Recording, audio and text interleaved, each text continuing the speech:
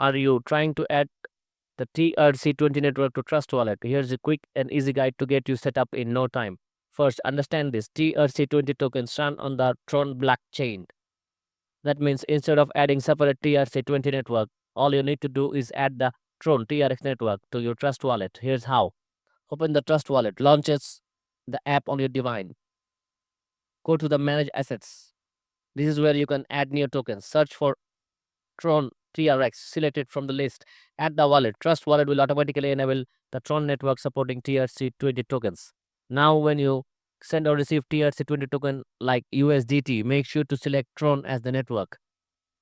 Always double check the sending platform is using the Tron network for TRC20 transactions. Some TRC20 tokens may not appear automatically in Trust Wallet.